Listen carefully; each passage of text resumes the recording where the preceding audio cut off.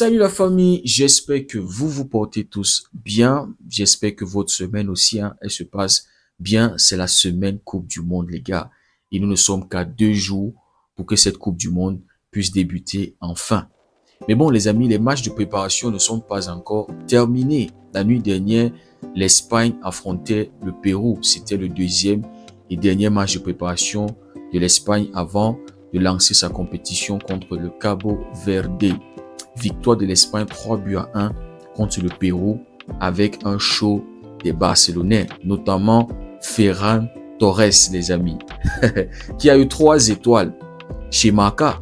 C'est le seul joueur titulaire qui a eu 3 étoiles, les gars. C'est pour vous dire le gros match qu'il a sorti la nuit dernière. Mais bon, les amis, dès la 2e minute, l'Espagne va ouvrir le score par Mikel Oyarzabal. Mais celui qui fait la passe décisive à Mikel Oyarzabal, c'est Kubasi, avec une passe laser qui va casser 2 lignes de défense du Pérou. Mikel Oyarzabal, avec son sens inné pour le but, les gars. Un but qui est juste magnifique. Un but d'attaquant, un but de 9. Et moi, je vais continuer avec cette propagande de Mikel Oyarzabal au Barça. Parce que je trouve qu'il est parfait, les amis, pour occuper ce poste de 9 là. Expérimenté, et en plus de ça, son intégration dans le groupe sera très facile, puisqu'il joue déjà avec nos gars en sélection. Donc les gars, si on est incapable de faire venir Julián Álvarez, pour moi, celui qui sera le plus adapté pour ce poste-là, c'est Mikel Oyarzabal, les gars. Donc dès la 2e minute, il permet à l'Espagne de bien s'installer dans le match, de prendre le match à son compte. Et puis les amis, à la 32e minute, 2 Barcelonais qui vont se connecter pour donner le 2e but à l'Espagne. Ferran Torres sur le côté, qui va trouver une magnifique passe. Franchement, ce but-là, c'est la passe. Si Ferran ne fait pas la bonne passe, il n'y a pas ce but-là, les gars. Parce que c'est un tap-in pour Pedri. Parce que Pedri, seul dans la surface, aucun marquage sur lui, plat du pied. Facile, les gars. Donc, ce but-là, c'est à 80% le travail de Ferran Torres. Parce que celui qui est au début de cette action, c'est Rodri, qui va ouvrir pour Ferran Torres, qui avait débuté le match sur le côté de Lamine Yamal et qui avait été intéressant, les gars. Rodri qui va trouver Ferran, magnifique passe pour Pedri, 2-0. Deuxième mi-temps, 3-0 pour l'Espagne. C'est vrai que ce but a été considéré comme un CSC. Et c'est Jérémy Pino qui va rater un centre. Le gardien qui va le dévier dans ses gauches. Je crois que c'est Jérémy Pino. J'espère que c'est ça, les gars. Donc, il rate son centre. Le gardien le met dans les goals, les gars. Mais celui qui était au début de cette action-là, celui qui va donner la balle à Jérémy, c'est encore Rodri, les gars, le capitaine de cette équipe. Et les amis, ce milieu de terrain-là, c'est l'une des forces de l'Espagne. Pedri, Rodri, Dani Olmo. En fait, surtout Pedri et Rodri, les amis. Pedri qui va avoir un rôle plus offensif. Celui qui va attaquer les espaces, qui va se retrouver, qui va se projeter dans la surface pour pouvoir conclure les actions. Tant Rodri qui est là pour les relances, pour trouver les attaquants en profondeur. Franchement, les gars, le milieu de terrain de l'Espagne, c'est très fort. Maintenant, tu as les gars sur le côté.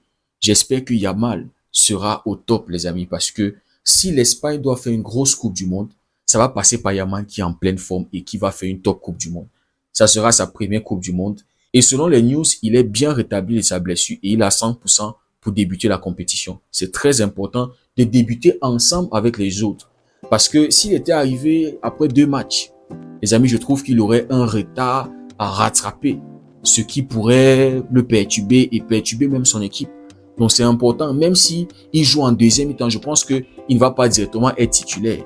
Mais le fait qu'il va débuter le premier match, les amis, c'est une bonne chose. Donc avec un Yamal sur le côté, je ne sais pas dans quelle forme Nico Williams est. Mais les amis, ça sera très bénéfique pour cette équipe-là que Nico Williams soit au top de sa forme, soit sa meilleure version. Quand tu as un milieu de terrain qui est solide, qui est créatif, tu as les ailiers qui vont apporter cette folie-là, qui vont déstabiliser et créer encore des occasions qui peuvent aussi marquer des buts. Tu as un très bon numéro 9 en Mikel Oyarzabal. Les gars, offensivement, l'Espagne, c'est une machine, les gars, et on le sait. Ça marque beaucoup de buts et ça encaisse très peu de buts. Sur les 10 derniers matchs de l'Espagne, c'est seulement 4 buts encaissés. 7 victoires, 3 matchs nuls. Maintenant, en charnière centrale, je pense que ça va être Kubasi et Laporte. Parce que c'est quand les deux sortent en deuxième mi-temps que l'Espagne encaisse un but. Kubasi aussi qui a fait un top match, les gars. Sur le côté droit, Marcos Llorente va débuter Et ça, c'est indiscutable. De l'autre côté, Marc Cucurella qui va aussi débuter, les gars. Lui aussi, qui a fait un top match. Les gars, l'Espagne, on sait, c'est une équipe très équilibrée. Ils savent bien défendre et ils savent bien attaquer, les gars. Moi, quand j'entends les gens dire que oh, l'Espagne, on a peur de la défense, machin, c'est faible, c'est mou, c'est pas trop, il manque de taulier. Je suis désolé. Parce que c'est toute l'équipe qui travaille ensemble. Tout le monde fait des efforts collectifs. Donc, les gars, c'est très fort. Et pour moi, j'attends l'Espagne minimum en finale. Parce que l'Espagne arrive en Coupe du Monde avec le statut des champions d'Europe. C'est juste dommage qu'on n'a pas eu la finalissima pour vraiment se situer entre l'Espagne et l'Argentine qui est plus fort. Mais les amis, l'Espagne arrive avec un statut à défendre en Coupe du Monde. C'est l'équipe qui est vue comme le plus grand favori. C'est vrai que ça sera une pression, mais les amis, je pense qu'ils sont capables de gérer cette pression-là, les gars. Ils ont des gars expérimentés dans cette équipe et ils ont le collectif pour pouvoir gérer cette pression-là. Ce que j'ai trouvé, c'est que les remplaçants n'ont vraiment pas apporté au niveau des titulaires. Mais ils ne sont pas trop déconnectés des titulaires, les gars. Parce qu'il y a par exemple un Gavi qui est rentré en deuxième mi-temps, qui a fait une bonne passe à Ferran Torres. Ferran, en deuxième mi-temps, qui avait joué en tant qu'attaquant. Premier mi-temps, il était sur le côté. Deuxième mi-temps, quand Mikel Oyarzabal sort, c'est lui qui prend cette place-là. Et donc, les amis, sur ce match, on a vu deux Ferran Torres. Un Ferran Torres en premier mi-temps qui est capable de te faire une masterclass et un Ferran Torres en deuxième mi-temps qui est capable de te faire une masterclass, les gars. Parce qu'il a deux situations de but. En deuxième mi-temps, il est incapable de les convertir. Première situation, c'est Banea qui va le servir en profondeur, mais son contrôle n'est pas bon. Ce qui fait en sorte que le défenseur le rattrape. Deuxième situation, c'est Gavi qui va aller sur le côté gauche, faire un centre. Ferran Torres avec le plat du pied. La frappe est trop croisée, les gars. Donc, sur cette deuxième mi-temps-là, j'ai pas aimé Ferran Torres. J'ai retrouvé ce Ferran Torres du Barça qui va te gâcher des occasions. Et ça, c'est pas bien, les gars. Premier mi-temps très intéressant dans ses passes, dans les centres et même dans les 1 contre 1. Il y a une situation, il va éliminer son vis-à-vis. Il va se présenter devant les goals, mais malheureusement, il va pas marquer il va même pas cadrer. Mais la première mi-temps de Ferran Torres était top, les gars. Donc, les gars, l'Espagne, c'est vraiment fort. Je pense qu'ils sont prêts pour leur Coupe du Monde. Les Madrilènes vont hate watch l'Espagne. Alors que si l'Espagne remporte la Coupe du Monde, ça sera un bien collectif. Ça sera une autre étoile qui va s'ajouter sur le maillot de l'Espagne. Mais les Madrilènes ne voient pas les choses comme ça. Ils veulent que l'Espagne floppe pour se moquer. Juste parce qu'aucun de leurs joueurs est dans cette équipe alors qu'ils ont été nuls tout au long de la saison. Mais bon, malgré votre hate watch, l'amour que les Barcelonais donnent à cette équipe-là va porter cette équipe-là jusqu'en finale, les Madrilènes. Votre haine ne va pas handicaper l'Espagne. Et les amis, on se rappelle qu'en 2010, quand l'Espagne gagne la Coupe du Monde, les Barcelonais étaient dominants dans cette équipe-là. En finale, il y avait 7 joueurs du Barça qui étaient titulaires. Et dans cette équipe-là, en 2010, il y avait 9 Barcelonais. 16 ans plus tard, on a 8 Barcelonais qui sont dans cette équipe. Mais si on veut compter Grimaldo et Cucurella, qui sont les enfants de la maison, ça fait 10, les gars. Donc les gars, quand on voit le jeu de l'Espagne, on voit que c'est une équipe équilibrée. Et en plus de ça, on voit la dominance du Barça dans cette équipe-là. Je pense que les voyants sont ouverts pour que l'Espagne puisse faire une grosse Coupe du Monde. Mais bon les amis, comme on le sait, l'Espagne va débuter contre le Cabo Verde qui va jouer sa première Coupe du Monde, les gars. Lors des 10 derniers matchs du Cabo Verde, c'est 6 victoires, 2 matchs nuls, 2 défaites. Les gars, lors des matchs de préparation du Cabo Verde pour cette Coupe du Monde, ils ont marqué 6 buts et n'ont encaissé aucun. 2 victoires, les gars. Excellent pour le mental. Je ne pense pas qu'il y avait meilleur moyen de se préparer pour cette Coupe du Monde.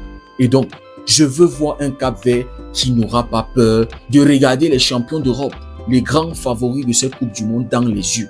Et leur dire, si vous êtes vraiment fort, tapez-nous. Je veux voir un Cabo Verde qui va donner du fil à retordre à l'Espagne, qui saura bien gérer ses occasions. Parce que je ne pense pas qu'il y en aura tellement. Parce que comme je vous disais, l'Espagne sait bien défendre. L'Espagne sait bien attaquer. Donc il va falloir que le Cap-Vert soit tranchant, soit létal devant les goals, fasse le maximum des occasions qu'ils auront, puisqu'il n'y en aura pas énormément, les gars. Donc je m'attends à un Cabo Verde qui va nous surprendre lors de cette Coupe du Monde, les gars. Pour moi, contre l'Arabie Saoudite, ils ne doivent pas perdre. Ils ne doivent pas perdre. Contre l'Uruguay, ça va pas être facile parce que l'Uruguay, quand même, c'est les gars qui sont habitués à des grosses compétitions, à des matchs à très haute intensité, au très haut niveau. Ça va pas être facile pour eux, mais je m'attends à ce que les gars mouillent le maillot et qu'ils laissent tout sur le terrain, de sorte qu'il n'y ait pas de regret. Quand on va regarder leur parcours en Coupe du Monde. Ça va pas être facile parce qu'ils ont deux grosses équipes à affronter. Mais les amis, je m'attends à ce qu'ils soient courageux. Sinon, les amis, je vois l'Espagne faire le plein dans ce groupe. Ou bien faire un 7-9. Parce que je pense que le plus gros match de l'Espagne dans ce groupe sera contre l'Uruguay. Un Uruguay qui n'est vraiment pas en forme, mais les amis. Sur les 10 derniers matchs de l'Uruguay, c'est 4 victoires, 4 nuls et 2 défaites, les gars. Donc, je m'attends à un match qui va être très dur pour l'Espagne. Mais je vois l'Espagne gagner ce match 2-1, 1-0. Parce que l'Espagne aussi, ça fait ça, 1-0. Bien défendre et gérer leur seule vraie occasion qu'ils ont. Donc, les amis, je m'attends à une grosse Coupe du Monde de l'Espagne, une grosse Coupe du Monde de Lamine Yamal. J'espère juste que le muscle va tenir, les gars. Et en parlant de ce Yamal, les gars, il y a une maturité que je vois chez ce petit-là. Récemment, sur sa chaîne YouTube, il a dit qu'il s'est rendu compte que c'était important pour lui de ne pas prendre le ballon d'or l'année dernière pour pouvoir l'apprécier réellement. Parce que les gars, pour ceux qui n'ont connu que la victoire dans leur parcours, à un moment, ils banalisent la victoire. À un moment, ils ne seront vraiment pas capables d'apprécier la victoire. La carrière de Lamine Yamal a débuté là-bas en haut, les gars.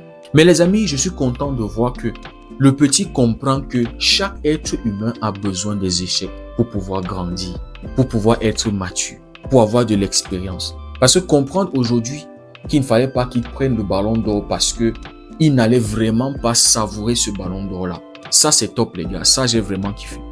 Et il nous a promis que s'il gagne la Coupe du Monde, il va laisser la barbe pousser, les gars, 3 semaines. Et je trouve qu'avec la barbe et une moustache, ça le va très bien, les gars.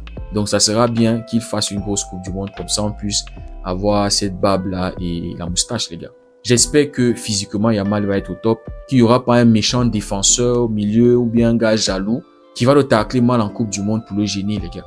On espère que sa première va être historique, les gars. Ce sera une Coupe du Monde dont on va tous se rappeler, comme c'était le cas lors de l'Euro, les gars.